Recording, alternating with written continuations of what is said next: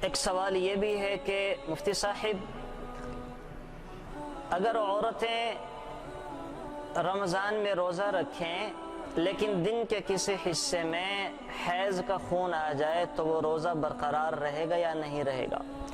یہ بھی اہم سوال ہے۔ یاد رکھیں، کسی عورت نے روزہ رکھا اور روزہ رکھنے کے بعد ظہر تک عصر تک وہ روزہ سے تھی، مغرب سے کچھ دیر پہلے بھی حیض کا خون آ گیا، تو یاد رکھیں ایسی عورت کا روزہ ختم ہو گیا۔ اب اس روزے کی وہ قضا کریں گے، ان کا اس روزے کا اعتبار نہیں ہوگا۔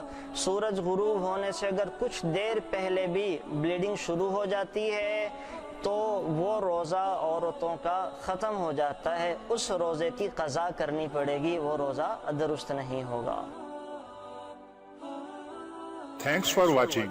Please subscribe, like, share Mufti Sufyan.